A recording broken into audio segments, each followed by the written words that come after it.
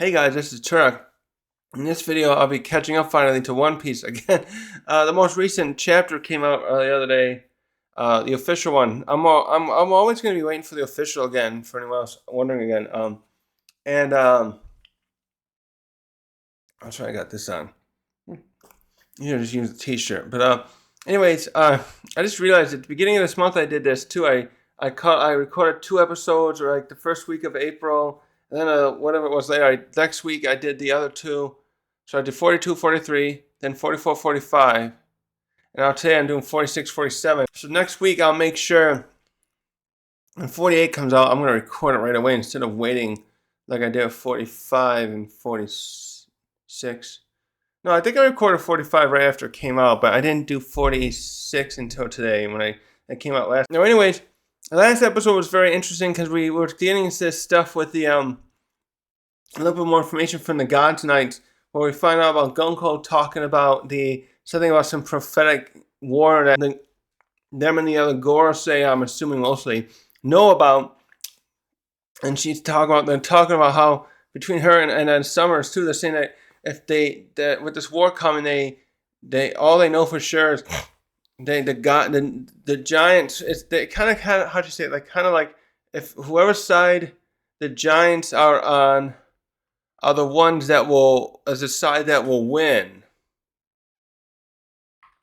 And so now, yeah, is that how she said it? I kind of think they more implied that. And the part that St. Summers made more explicit though is that King Harold seemed to had made a deal with the Gorosei and the world government to ensure that the giants were going to side with the world government as mercenaries. And then he says it in a way where it implies that King Harold reneged his deal. Now, I talked a bit about that at the end of the last chapter and why he would do that. I'm thinking he didn't want his country to lose their autonomy because they'd be treated poorly, be treated less like mercenaries and more like slaves, subjects, even just like that. Because mercenaries, and there's been mercenaries, of course, throughout history, with the military force that's paid by another nation, oftentimes. When I think of that, I primarily think of the time period where the Persian government, the Persian Empire, the Achaemenid Persian Empire that lasted from the 500s to the 300s BC, when they were going up against the Greeks, and after some battles where they couldn't beat the Greeks, they decided to they started making Greek mercenaries, hiring Greek mercenary armies to help fight wars, probably amongst themselves. I think, I remember remember correctly, there were multiple times where when the previous monarch among the Persian died, it's often the sons are fighting amongst each other, and there would be eunuchs involved, there would be all kinds of shenanigans, and they'd often come to blows. They often got Greek mercenaries to help them because the Persians had a good armies, but only they weren't good enough without great numbers against Greeks, because the Persians would fight with bows and arrows, and the Greeks were more like not hand to hand combat, but they used the phalanx style where they had shields and spears, and that made that they kind of just didn't. It was a rock paper scissors thing, but just this one or the other, where we didn't have the third one really. Who would be another one? Oh, that's right. The scissors would be more the cavalry, right?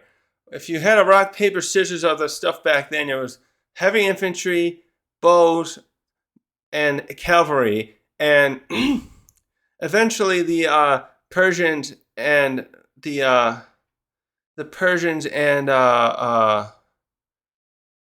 Greeks would both get cavalry. And they But when I think of cavalry, I'm thinking more of the horse tribes, like the Scythians and the Mongols and that, where they used bows also, and they were deadly to other troop types. Infantry, heavy infantry could fight them technically. It's just that when it came to the horse tribes, like the Scythians and Mongols, they always wanted to run away, hit and run, and break up the formation of the heavy infantry. the same thing could have technically happened too if the heavy infantry fought the Persians with their lines of bowmen, but they were on foot. And if they could separate the phalanx, they could start picking some of the heavy infantry apart. Anyways, I have a feeling Harold didn't want to be part of the government for something. Well, and again, I emphasize briefly. I'll only talk briefly here. I think it has something to do with. I think the flashback that will be coming will lay out more of this kind of deal that may have went on.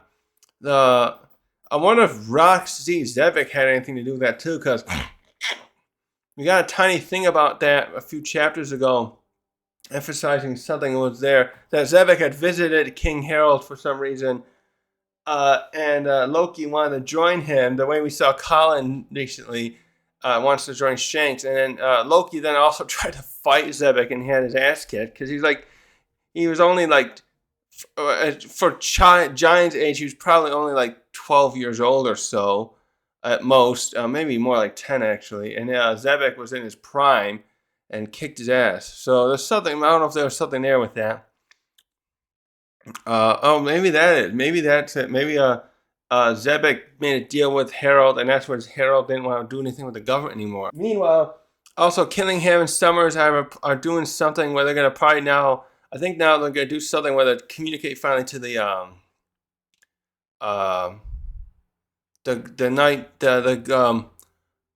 rest of Elbaf and make the chiefs give up their sovereignty. Like say, hey, we submit because we got, they got their children and stuff. But first was just the last bit. There's one more bit on the One Piece cover story, and we just get this part where Yamato now is celebrating. She's met up with Raizo, who's now the daimyo of Udon. I don't know if that was shown at the end of Wano, but so daimyos are kind of like the little, I would loosely call it like a governor. I'm going to say like a comparison. They help not rule over. They help as a way to, it's a delegation of power where the shogun would be now Momonosuke, ruling from the flower capital as the head of state of Wano, and the daimyos are ruling over different areas. Not ruling. Again, I say it that way, but I'm not really. Hey, is someone here? Hold on. Sorry, I thought someone had come home. How is the word for? They are there to keep the peace. I can't think of the right wording right now. So it's like, it looks like Momonosuke, because Raizo is technically part of Momonosuke's as a retainer, meaning like a bodyguard to Momonosuke. But it looks like he's decided to appoint some of them to be daimyos to help clean up and keep the peace in the rest of Wano and the different regions they have there. I forget, I think there's like 4 or 5 main regions in the One Piece. The main ones I remember are the one where, I think he's in the one there where there was the camp, the prison camp that was a quarry that was that Kaido had. And that's where Queen was was in charge of that under Kaido to keep the workers there collecting stuff, which I don't know exactly what they were doing, because a lot of the other stuff you see where Wano was under his Kaido's control is him having those factories which were mass producing weapons, which he was trading to Doflamingo. Anyways, so there's a lot there that we could come up with going later. But so now we go back to, so the ending of the chapter was that Saul was facing off against Summers, and trying to stop him. And it just must have, they jumped ahead here in this point, because the last time we saw Saul, I recall, was him trying to then use a rope to lasso. He had tried to lasso the last kid in the line that was being sent away, the hostages they had, and then now it looks like Summers had decided he had to step in and stop Saul. And it looks like, and they did the same. I know they took out, Killingham went into the school and he took out someone there. Oh, yeah, that's right, Tusk. Because I know there were some others. They had the math teacher. No, he was fine. It was the gym teacher. He had gotten hurt trying to save the children first, not able to stop the thorns. And then the math teacher was the one. He's the Heimdall, I guess, of the arc, because he blew that horn to inform the local village, the one where the other Straw Hats are, that something's going on, what Chief Jarl is. And Saul was trying to. I think maybe the other teachers. We never saw the other teachers up until now. I think they must have been like trying to keep the peace at the school, find out what's going on, while Saul was the one who took charge of trying to, because the monsters were coming there too. Some of the conjured things were coming there, and the Tusk had taken one out. And plus the school's got this communication snail, this different type we see, and that's where, so Killingham is taking over there to continue the next step in their plan. They're playing their orders from the top. So the beginning of this chapter starts with Saul. We go back a little bit. What does this do? So how does this happen here? So we see Saul. We do a little flashback, yeah, where I think it's Saul when he first saw Summer, and he's talking to Chopper and Robin, like, guys, get out of the way, don't let him see you. He recognizes Summers, and he says, I've seen one of those guys before. It's one of those holy knights. They're immortal. You can't beat them. Wait for and hide for a chance to save the kids. And we go to the present here. I don't know if it's probably due to like observation hockey or such. I can't. The way they show it, it just jumps now. Right after Saul passed out, and he's all covered up with those thorns. Summers has noticed Chopper and Robin's presence, and he's like, oh, he realizes who Robin is, and he's like, oh, I guess there were two survivors, O'Hara. That the Navy sure did a sloppy job. And wait a second here. I'm just making sure the pages are right. So he looks right. He hears a noise and looks over, and then Gunko's come back, and she's caught the other Straw Hats. Wait, where's Colin? Okay, Colin. I know Colin shows up later, but she's tied up the 4 Straw Hats that were with Colin. So Jinbei, Brook, Usopp, and Nami. And she brings them over there to a spot near where Summers is with Saul. And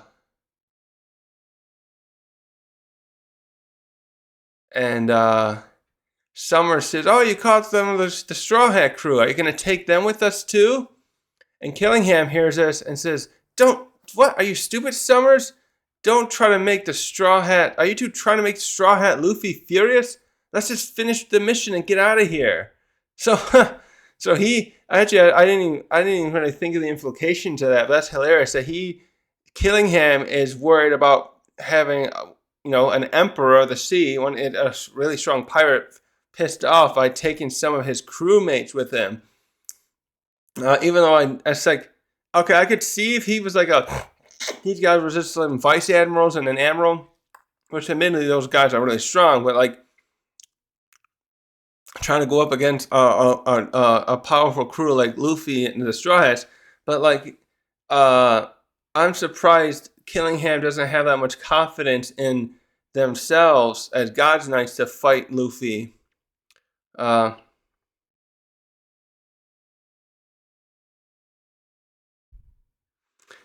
So we go to the Straw Hats there all tied up, and it's Nami. Now I'm going back and forth with names. In the last video I kept saying Nami when I meant Robin.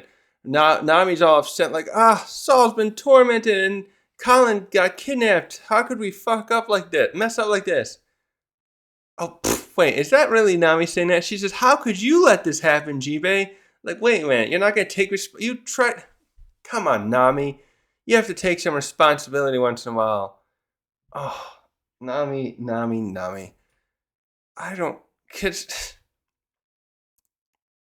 What did she do? Because she did something about 20 chapters ago where she did it again too in the last chapter. She something almost hurt her, and then she used Usopp as a shield, and then she did the same in the last chapter where she used Brook as a shield when her lightning attack failed to hit. She tried to attack Gunko, and it was a cool attack, but she did a thing Gunko did to block the swing the attack and make it go back at Nami. And Brook, she threw herself behind Brook somehow. Anyway, this is just, Nami annoys me so much. I've said it enough before. I'm just gonna move on. And Jinbei's like, Nami, will you please stop shouting? I'm trying to come up with a plan. And what kind of power is this that she's using on us anyway? And then Usopp says, like, that woman is crazy. It's crazy scary. I thought I was going to die. Referring to Gunko. And Brook says something. He's like, I feel there's something about that woman. However, maybe it's just my imagination. Wait, what's that about again? I got to read ahead on it. Wait. And so anyways, we'll get back to this. So she comes up to them. Anyway, she forms this little saber thing out of her power, and she goes out to Brook. Oh yeah, someone calls her the zombie girl. Probably because is that what he's thinking? Because he's thinking about, was he thinking about Morio's power? Anyways, because Usopp was able to successfully use this explosive on her, but they saw her regenerate. So now I think it's him calling her the zombie girl. Right, it must be Usopp. So she goes up to Brook and says, hey, look, I want you to write songs for me for the rest of your life. You're going to be my slave from now on. Oh, that's why. It's kind of cute in a tiny little way. Because Nami's like, huh? How's she know about Brook's music? And Usopp's like, oh, a celestial dragon who's a fan of Soul King? I forgot about that. Because, during the time skip, well, everyone was training. Brook trained too, but he also developed a career and worked with some, recording business studio, and became an international success touring around. And he was able to help. I don't know if it was how the timing worked, but he timed it well. Just that that he had a concert at on Sabaody, the day that he was going to meet up with the other Straw Hats. And so Jinbei then comments, sounds like a nightmare of a fan. And then so we go to Summers though, and he's like, Gunko sees Gunko because she kind of kicked Brook and had put her heel on his face before she demanded, like, you're going to be my slave now. And he says, hey, knock it off, Gunko. I don't want to face off on an Emperor of the Sea either. Let's finish this job and get out of here. But then Brook just gets up and he's like very calm. It's like, well, I'm sorry, young lady, but I'm dedicating my life to my captain, Straw Hat Luffy. I can't be your slave. And she like looks at him with this glare. And because she was trying to do it in like a nicer way, technically, but she still like looked at him like, you're gonna be my slave. Write music for me now. Like she's got that petulant child that thinks she deserves everything attitude.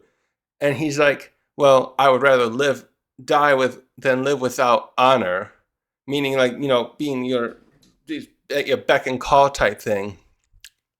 And then Usopp's like, look out. I don't know why they even added that, but she gets so angry that she kicks him away. She gives him this fierce kick and knocks him down. What? Wait, what does that happen? What happened there?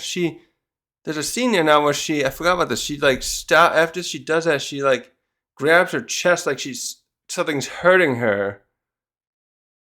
Did they do something to her? Oh, that might be something they're saying. Something happened there because there was something Brook was saying about her before. What was that? So anyways, so now we go back to Summers. Like, Killingham, are we all set up now? Yep, and Killingham's up. We're all set. So he's connected. He's done something to make the transponder snail they have there connect to the little one that Killingham has set that up so that Summers what's the one I'm looking for? The one he can carry with him. What's the one I was looking for? His portable one can go with him. Is connecting to that signal of the big one, so it will relay to other ones like it across Elbaf. He does a little check. Can you hear me? Hello, Elbaf. Come in, warriors of Elbaf. And so we switch to, I don't know what village this is. We might be the one nearby where Jarl and The others were. And some of them were like, wait, why are we getting a message now? Who's that person? We never heard of him. And so then we go back to Summer. It's like, well, um, he's like, well, I imagine all you guys are busy dealing with these problems that just have unfolded around you. I'm here to inform you this was our doing. Oh, I see how he's doing it. He didn't do it that way. Killing him is just okay. No, he's just set up the. I made it more complicated, but it was the way I was thinking about it. It sounded cooler in a way. He's just got the made sure that big transponder snail, or I think he called it a pill bug, is he made sure it's broadcasting to all its compatriots, and then he just got his own portable one, his little walkie-talkie one, opened up the channel, its own channel to killing Summers, and then so it's just talking right in front of the big one, so that his voice just goes to that like as a microphone. So it'd be like having this microphone here, and then I had like a phone or radio with someone on the line, and it just talks into it. It's just doing it that way. Uh, so then he introduces himself, and we get some shots too of more of those conjured warrior creatures wandering around. Actually, one of them looks kind of like Harun in there. And he goes, I am a dagger sent straight from sacred Rijwa. Summers are the holy nights. And so we switch around to other places here. Actually, we go to a new village, a craftsman village, southeast Sunworld. And we see these other people facing off against a griffin-looking creature. So I think what they're kind of emphasizing is going on here too is that some other people, I think Killingham's kind of got his power going, radiating it in a way where some other people here are going to have conjured fears come to life, and that's why they're having problems. It's not just those children's. The children's ones were the ones causing problems in the western village, but it appears like other ones are just being conjured up at certain points across the village, across the Sunworld area of Elbaf. And so we see a whole lineup of warriors, and this griffin is standing on top of some of their houses or stuff, and they're all lined up ready to fight it, all wielding hammers. That's right, because they're the craftsmen, so they're all wielding their weapons, which blacksmith hammer would probably even still a little bit smaller, but these are probably the ones for fighting, perhaps. And then there's some of them there are saying like, Marijwa, people from the world government are here? What are they up to?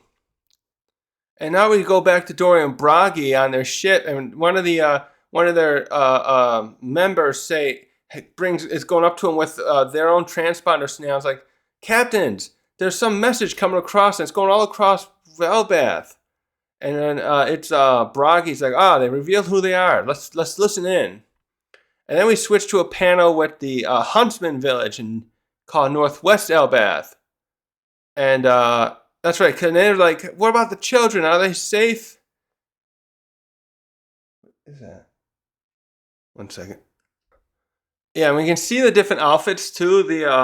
With the huntsman, you can see that they're all wearing pelts from different animals. With the craftsman ones, at first glance, they don't look any different than who we saw in the Western Village with Dorian Bragi, except they all are wielding hammers. Even the women, you can see 2 women there who also wielding giant double-headed hammers as they are facing off against that griffin. And then, the ones in the Huntsman Village, there's a guy with like a wolf pelt and one behind him with a bear pelt. So anyways, the messages, we continue a little bit of messages that's happening from Summers. And he said, as I'm sure you all realize by now, we have 10 of your children as hostages.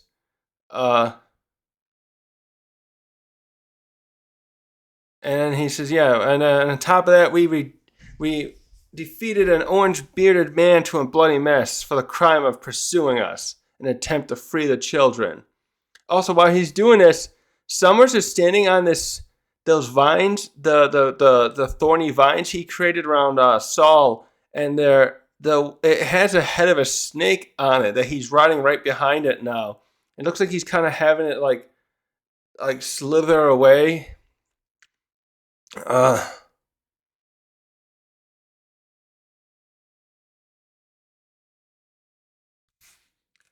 And so we switch back to Killingham. Actually, we see Angie there because we get Angie's reaction. She's like, oh, "That means Mr. Saul," and she's still unable to move because Killingham did something to her body. Like she's conscious, but she's not. She's like paralyzed essentially, where she can't move her body. And then the next panel switches to the Jarl and the others in the local village where I think it was called the Western Village. Then he's continuing. Summers continues. While you were thinking that someone would come rescue those kids, they're unfortunately they are continuing toward their goal, our goal of where we want them. And he keeps saying, the game's just getting started. It's just a shame we can't record all this.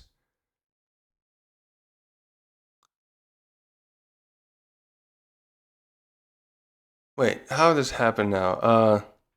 So now we get Killingham. He turns to Angie and he's like, "Can you name all the children who marched out of here?" She's like, "Yes, I know who they are." So this is interesting. So let their parents know it's time for those little twerps to wake up from their dream. So now he's gonna try to incentivize the Killingham's. Part of his plan is Killingham's gonna force Angie to name the kids there, so incentivize their parents to tell the leaders to give up to whatever demand Summers is gonna bring forth now, so that the kids aren't harmed. And so we go back to the children now, and if Killingham wakes them up, I don't know if he's going to have... I was trying to think. He didn't say... He said he wasn't using video, but I was trying to think, is he going to have them speak to someone? Speak through the transponder thing? But he's not near them right now. They're still walking together, and so we get some of them talking, like, and what's happening is this is similar to what... So this must be part of what Killingham's doing, actually. Because kind of what he did to Angie. This kind of makes sense now. He is forcing them to walk, but Gunkel's arrow is somehow directing them to where they need to walk. So that they're like sleepwalking, so to speak. It's the same thing as now they're like sleepwalking, but they're conscious. They were unconscious first. Yeah, now they're consciously sleepwalking. It sounds weird, but while Gunkel's thing forces them to go where they want. Oh, how Killingham, that's weird how that worked. And then some of them start going, "Oh, why are we marching like this? What's going on?" So they just woke up and like they can see that they're walking. I wonder if they can like feel that they're walking. Cause I used the thing metaphorically like paralyzed, but they may still be able to feel stuff. And then like where are we? And then the other ones are like, "I don't know, but it's not where we were before at the school." And like, well, wait a minute. This looks like branch A. He says, one of them says, "We're on our way back." But then someone else is pointing out, "Oh, wait, but we can't control our feet. What is this?" Now, and then some of them start panicking. "Oh, I want to go home. What's going on? Mommy, Daddy." And then we see that Colin's been put into the line with them. Because beforehand, I think it was that little girl there. Yeah, what was her name? They'll show in a second. But Collins was sent there, and now he's Killingham has forced him to be unable to control his movements too. And he starts informing them. He's like, "We've been kidnapped. It means we can't see them." Okay, he's just trying to say, yeah, they're controlling us. And then the other kids are like, "What?" And some of them start crying and stuff. Which, I didn't mean to laugh at that part. I just laughed how they had the collective. Oda has them all drawn, and then they're like, "What? What do you mean?" And McConnell's like, "Stop whining. I'm in charge. I'm a warrior, and we'll be okay." No, yeah, it's kind of. But then two of those conjured beasts come up and are staring at them, and it makes the kids freak out more. Even he actually, we have a shot where he does Oda draws the popping eye, and like, "Ah! Save us, Colin!" Maybe I'll try and put some of these images in here. I should. My hair won't stop being frizzy. Stop it. I didn't have a comb here. I should have one.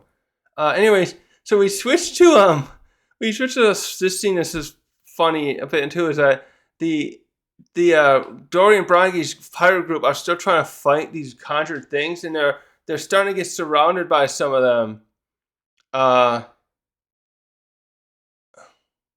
And so Dory and Brongi say, one of them saying, "Oh, they took out Saul. We have to turn around and help the kids."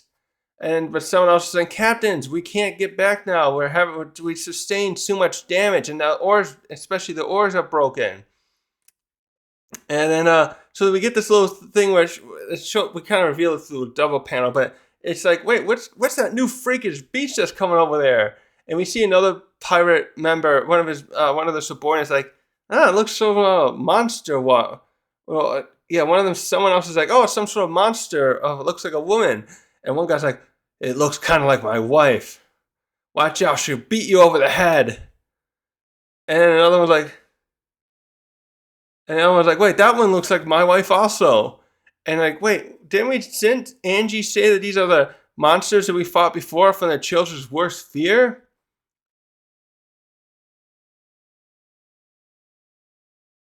Wait, and you're Ben's... Wait, one of them said, your wife is Ben's mom. Your wife... Wait, which one is saying that? Oh, Dory says that to the other guy. Your wife is Ben's mom. Okay, Ben was one of the kids. Maybe this guy. So this guy's probably the father of one of the kidnapped kids. Okay, yeah. And then Dory says, so Ben was asked to imagine what he was afraid of, and the answer was mommy. Oh, God. And that's our worst fear, too. So we get this double panel with the ship, and we see these two conjured beings that look like women. And because all these things are much bigger than normal, these are like giant women already, but they're 5 times bigger than the giants there. So one of them, it just must have like jumped on board or something. And they're both like older looking women, almost like one's kind of elderly looking. She's got the white gray hair probably, and she's wearing an apron and a dress, and she's got this big soup ladle, and she's stepping all over the main deck, and the other giants look like they're kind of moving around to avoid being stepped on. And then the second one is even scarier looking. She's got like fangs and everything. She's got like these long hair, and she's grabbing onto the oars from the side, and she's like crawling up the ship to attack. And it starts freaking the men out, like, oh, because the joke is the only thing these men are afraid of are their own wives there. And they start, like, the panel has a couple of them saying, oh, we can't fight anymore. Our morale's getting destroyed now. And there's also, like, a dog shown in that double spread that's coming in to assist in attacking the Great Eric.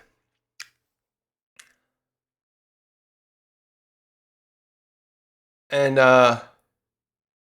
where's that one on top? So we get another panel, and some of the giant men are like freaking out, like, oh, I'm so sorry. And they start confessing for things they did. I'm sorry for going out drinking. Oh, I'm sorry for forgetting to take out the trash. And the other one's like, oh, I'm sorry for taking honey cake that was meant for guests. And some of the people are like, captains, we got to do something. That one's ripping off the clouds off our oars. Yeah, the bigger one with the sharp teeth I mentioned, she's like crawling behind the oars and ripping stuff off there. It looks like even some of the other Conjure things, this one has this look where it's like even like, I'm not going near those characters. Those things are even scarier than we are. And because of it looks like that one pulls off so many of the clouds that the ship, they lose control and they end up crashing over there. We get the next shot of that with Summers laughing. Look at that. So much for the bluster of the great giant pirates. They've crashed now. I think he's also saying that to the on the thing. That's what he's doing. Look, your great pirates have crashed. So much for them. Now your chances, a kid's chance of being saved are basically nil. So then he says here, no. He talks directly to Jarl. Beard Hill Jarl, warrior of legend. It's time for you and I to sit down and talk. Kind of like negotiate. And Jarl's like, oh my God. Jarl's like, even Dory and Bragi are gone? And Jarl's, Summers continues, with no king on a throne, I'm assuming you're the boss around here.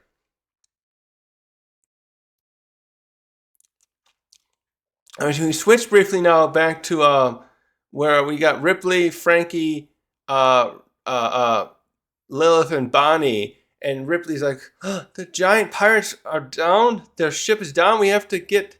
Let's hurry and help them. So we see that she's like close by. The part where Dorian Bragi's ship crashed.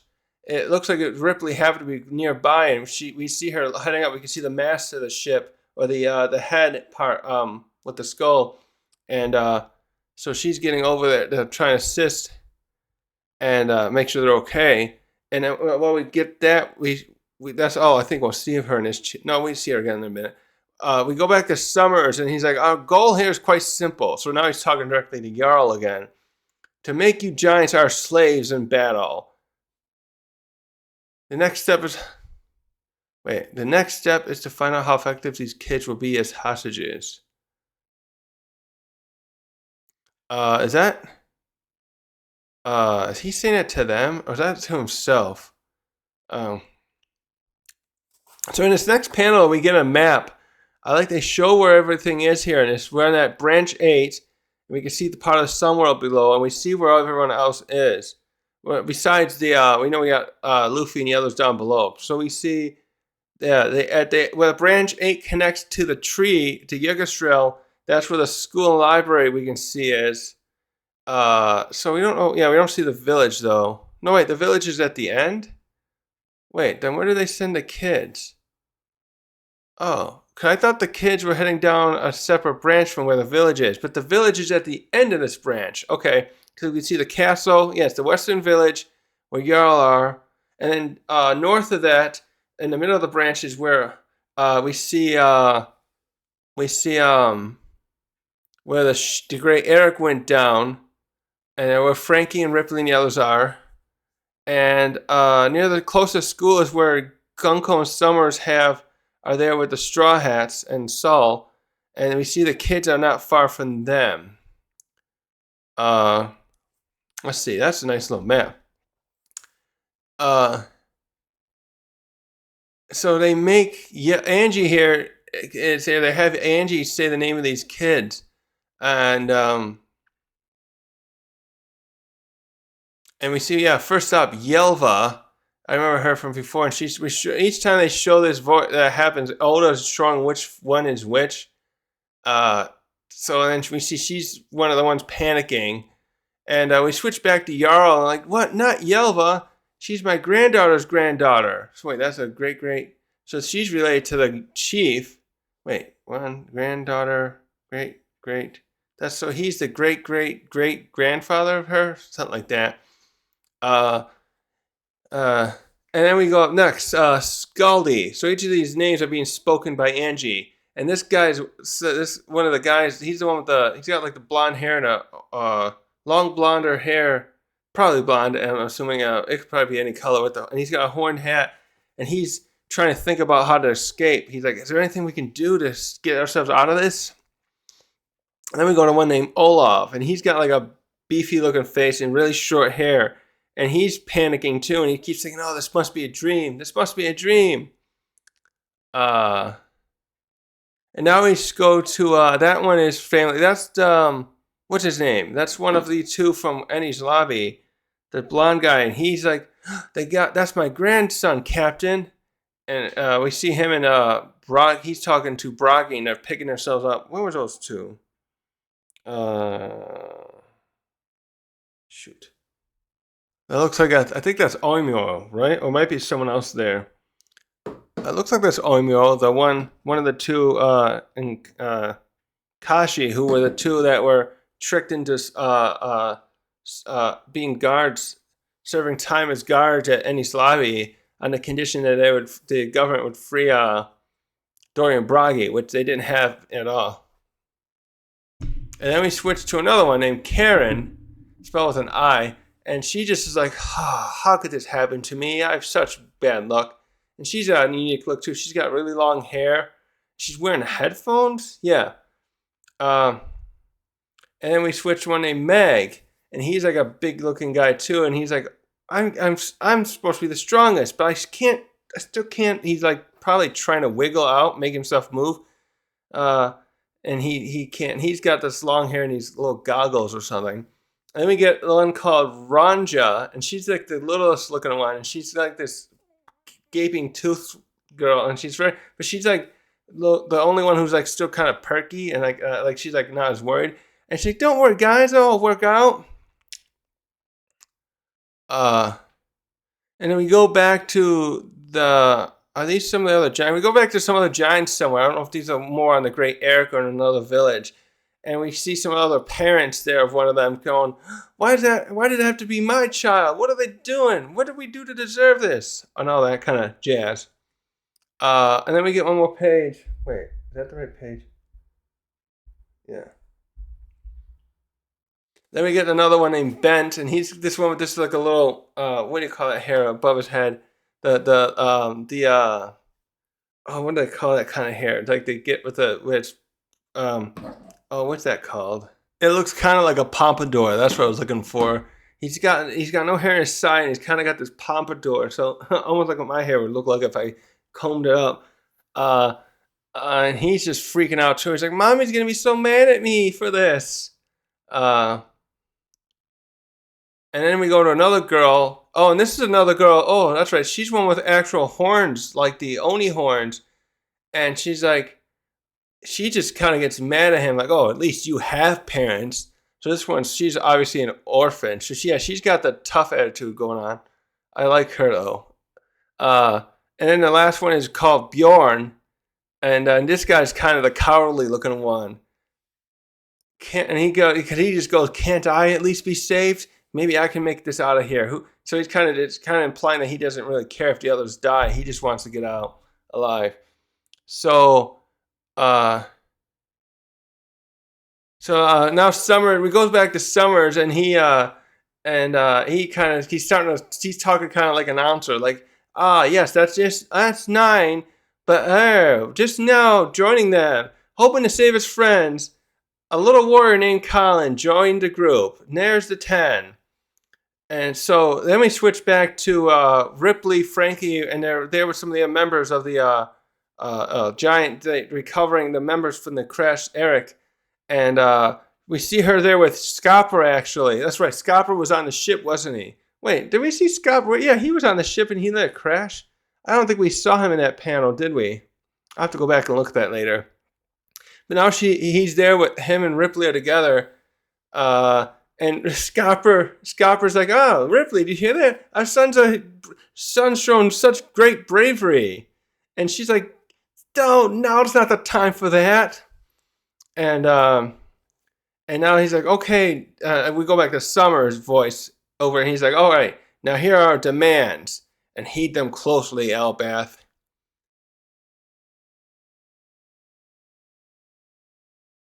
He's like, "Your school is useless for war, and your library is packed full of pointless records of the past. You will burn them right now and swear fealty to us." Ooh, right there, you already got Robin's gonna be pissed. Oh, I didn't even catch that the first time. Burn the books. No. F you, Summers.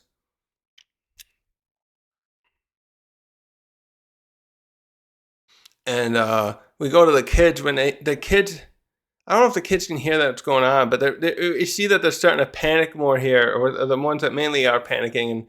But Summers' voice, first we see Summers' voiceover saying, "If you don't listen to these demands, we will eliminate your children one at a time."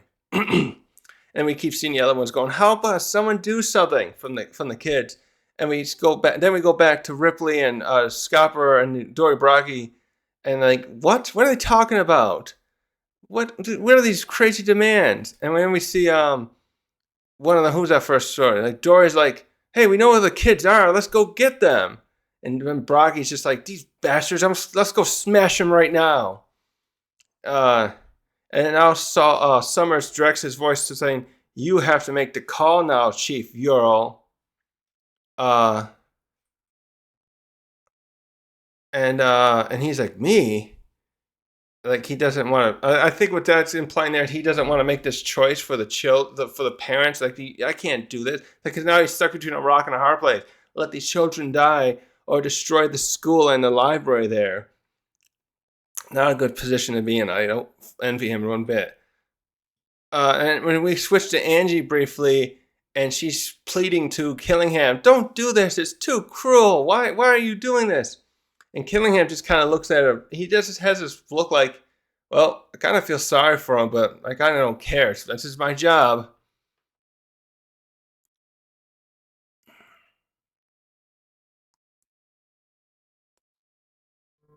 Oh.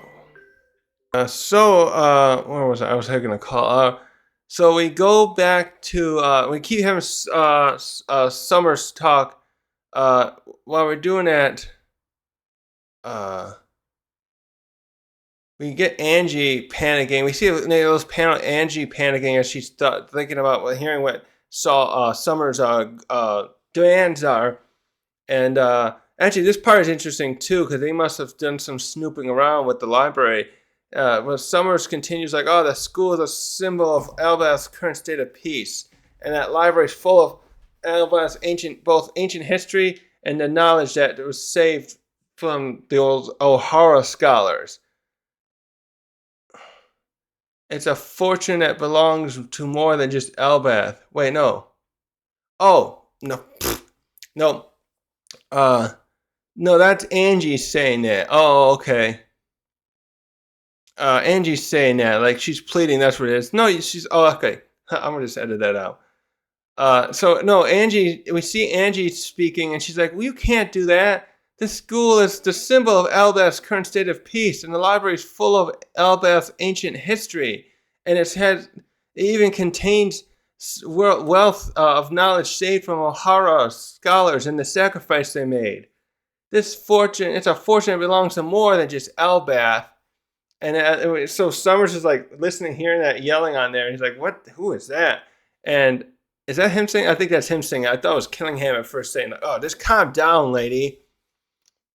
And now we get to the last. This is the last page, and we get to the last panels here. And with that remark about probably through Angie's plea too, we see Robin get really angry. See this like look on her face, where then she gets up, and Chopper's like, "Oh, Robin, don't." And we also switch briefly to Ripley freaking out because her son's in danger. She's like, "Please, Mister." That's right. She doesn't call him Scopper. She says, "Please, Mister Yaw." And then we see him like leap off somewhere. And the last two panel thing shows us side by side of Robin and Scopper. And it's like they're both saying at the same time, "I won't let them get away with this." So we get this nice determined look on both of them. We still can't see Scopper's eyes, but you can tell like the way his face is kind of, and then Robin's just getting her ready to unleash her devil fruit, and we end it right there with them. So seems like we'll get a fight in the next bit now, where Robin's right there with Summers, and the other Straw Hats are trapped right there, with Gunko. So I hope she's her hockey ready, because I was just thinking that if she fights Summers without hocking her any of the hands, because she conjures those hands around. Whenever those things take damage, she gets hurt also. So if she tried to fight Summers, she could get harmed easily by him throwing those thorns at her. However, he would do that. Actually, I think it'll be more interesting if she ends up fighting Gunko, who has those arrow things, and if she can, like Robin, can redirect those back. It'll be very interesting to see how Oda will tie in how these powers will work against each other. That's been one of my favorite things. I might do a little tangent there. I always like how, I like how and all the authors do this too, like or manga or whatever. But I liked how Kubo, the Bleach author, always did that, where he'd have different peoples with unique powers and figuring out how they're gonna go toe to toe with each other and win. Which is sometimes why I felt like Ichigo in the latter parts of the story was kind of boring comparatively, because other than his fight with Byakuya, where he had speed to fight with Byakuya's millions of pedal blades. It's like all he really is getting faster and stronger. Whereas we got neat abilities from people like we got thinking Hitsugaya, who can make ice, and he can control all the ice in the atmosphere. I can't even think of the others right now. But this was a interesting chapter now because now we're getting more direct with the what's going on here, and I have a feeling too after this I'll be interested to see how the if Colin takes charge here, how will the see how the other children if they respect him more after this, um, and yeah, it's so it looks like Jarl is basically the de facto leader of the among the chiefs. Because I thought they mentioned there are other chiefs here. There must be other like local leaders in different villages. Uh, but Jarl, without the king there, there's no other. He's the de facto leader of the whole nation now of Elbaf, and uh, wait, wasn't that yeah? I feel like even if Robin hadn't come out, we hadn't come out, it wasn't the other Summers, because Summer seemed to know she was there. Anyways, yeah, this is gonna pick up now. So we're probably not gonna. I don't know if we're gonna see much of Luffy the others, because now I see that yeah, Oda purposely has Luffy, Zoro, and Sanji down below with the new giants, new pirate giants. So now the ones who have to step up, we have Dory Bragi, we have Saul trying to help. We had Dune, and we have Jarl's there. I don't know if Jarl will end up helping, but Scopper's there. This is going to be very interesting. You can tell how Oda's setting up the battle ahead to have Luffy and the others come in at the last minute for like the second wave to deal with this here. I have a feeling too what that's going to make happen is I bet Shamrock's going to still come back. Like he's like, I better check in with the others. And I have a feeling him and Luffy are going to square off toward the end of this arc where Luffy will realize, and then it's probably where Luffy's like, wait, Shanks was a celestial dragon, which might be something that might mess with his head because he's like, probably thinks, Shanks hates them. And from what we know, Shanks probably does. But it might make him feel like should he really trust Shanks if he's a celestial dragon or used to be? Because he might jump to conclusions because he doesn't know the full story. Yeah, and then Killingham's ability is rather interesting too, how he's doing it. But yeah. So yeah. Also, it's interesting that this just so happened to be the village where Harold was, the king. Like, I'm wondering too if the heaven world's gonna be. Sorry, just making sure this is recording. I wonder if the heaven realm they showed earlier is gonna come part in the picture later in this with something. Oh, and of course, too, last thing to say, I'm thinking is how are they going to defeat these guys? Because when they had to fight the Gorosei, their main thing was to try to evacuate and escape from Egghead. And Luffy did try his best to harm the Gorosei, but we know that they can regenerate, and the God's Knights have been endowed with the same ability. So I'm wondering how they'll end up having to being able to fight these guys because they can't just leave Elbaf now. They got to make these guys leave because these guys are the invaders now, trying to coerce the giants to submit. So I was just wondering how, like, I would love to at least see if Zoro, like, I really want to know if you get stronger Haki, because that's what Emmett did. If they can get stronger Haki, if Zoro could if he used a powerful sword attack against them, if that would be any different. Only because I'm wondering if the grades of these swords is going to come into play more later. Where it's like if they're more powerful swords and wielded effectively with Haki, they could be an effective weapon against people like these foes here, where they seem to be immune to anything. Because Luffy fighting them was cool, but like, what if you use a unique weapon against them? But yeah, things are heating up here. We see that these guys are quite formidable. And so I can't wait to see what's going to happen next when Scopper gets there especially. And I'm glad that Robin's stepping up, of course, because this is part of her heritage, her history, her heritage, her everything that's important to her besides the Straw Hats. They're like, no, I'm not going to let you harm the O'Hara Library. So I can't wait. So what's the that's going to be a few days. The unofficial will come out. But I'm going to leave this here. I'm running out of voice now. I recorded 2 hours now. Thanks for watching.